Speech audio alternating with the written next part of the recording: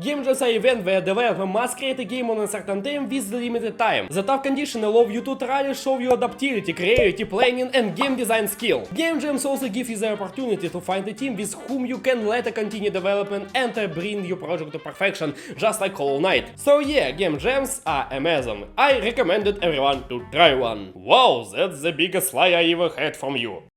Do you even believe what you just wrote? Up until the part Gamejams are amazing, it almost sounded believable. So why write it if you know it's a lie? Ah, screw the answer. Knight, what? Anyone else a good question about my lies? No.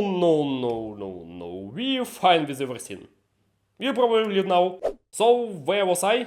Oh right! Hello, ladies and gentlemen! You know, sometimes something heavy falls on me and then I start thinking, hey, join a game jam isn't such a bad idea! And by the end of the jam I always think, I shouldn't have done it once, I shouldn't have done it twice, I shouldn't have done it 3 times, doctor, I think I've got a red fetish for stepping under the same rake again and again. Maybe you should finally see a proper therapist. A proper doctor would ask for a ton Robux and you work for free. 4 point. I might not have joined the gym recently, but my nearly empty portfolio seemed otherwise, so I had to take the step anyway. So I, with my team... Oh right, I forgot about that. Well, that's a bit of a problem, because without a team I've got a fewer options for acts. I have an idea!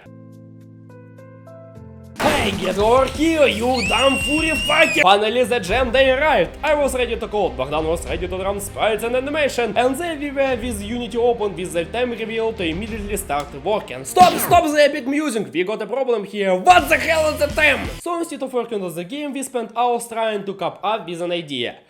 Okay, I lied. It was just me coming up with an idea, because Discord revealed Bogdan was busy playing Roblox. So all hope was on me. At first I thought about making something philosophical, bringing out the ideas and thoughts that had been peeling up in my head for years, finally unleashing my creative genius for the world to see.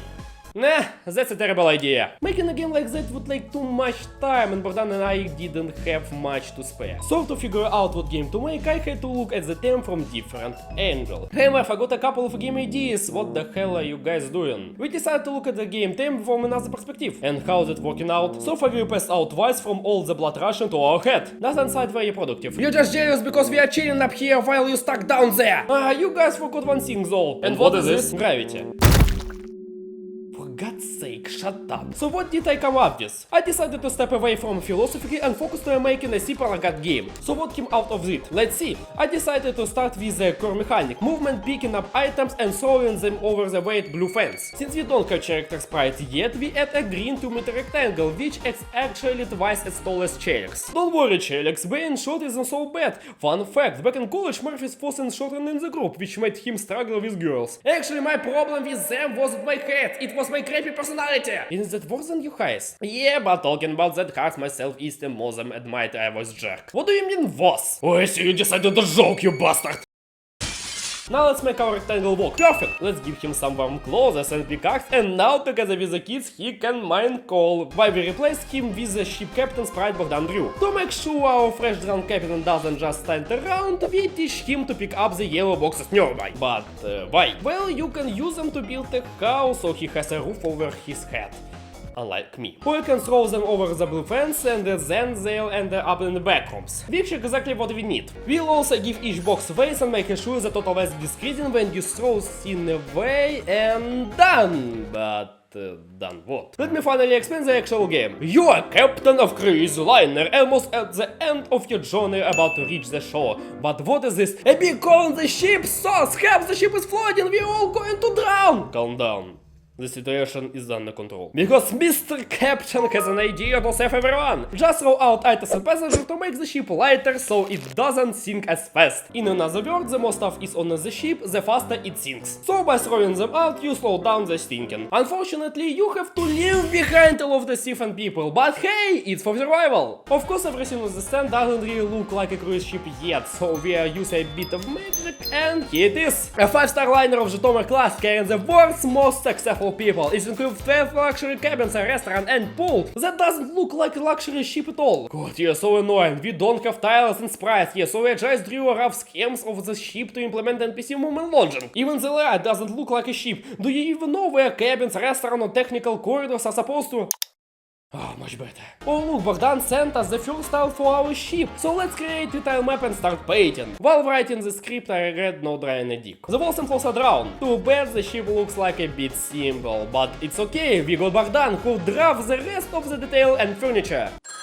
Hello? Oh, I see Bogdan. What? You say the play would press you down that now you can't draft furniture? Alright, I take care of it.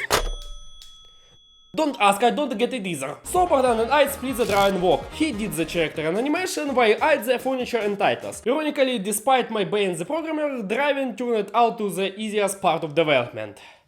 Yeah. Place furniture and stop collider so collision work properly. And now the game already looks ready enough to put on the shelf and show it to players. But in reality the game is only beautiful on the inside, while outside is covered on dust, sand, cobwebs, and there's always something annoying gun standing next to it that you don't want to approach. Actually, you were the one who brought me here.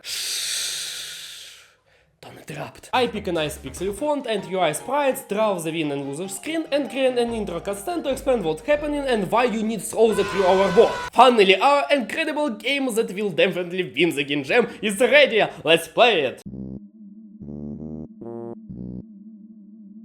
I think something off. Maybe if we add Doom music it will be better. Nope, still the same. Well, maybe didn't turn out as great as we imagined, but it's not bad either. So let's upload the game to HO and see what other jam participants think. And so, what about the result of our teamwork with Bogdan? Honestly, for most of the rating days our game got a new rating very slowly compared to some other. I was already ready to say, well, good try, maybe I'll join again in 10 years. But then, our game unexpectedly got second place. To say I was shocked is an understatement. Of course we were begun the first place, but their game was genuinely amazing and deserved the win. So in the end, it wasn't in vain. And compared to the other 3 jams I've participated in, this one felt like the easiest in terms of workload. If you want to try our game yourself, I'll leave a link in the description so you can check it out. And that's all. Thanks for watching till the end. If you like the video, please like, subscribe to the channel and leave a comment to push the video higher on the YouTube. Also don't forget that in the description you'll find links in my social X and Blue Sky. Huge thanks for everyone for watching and see you in the next video.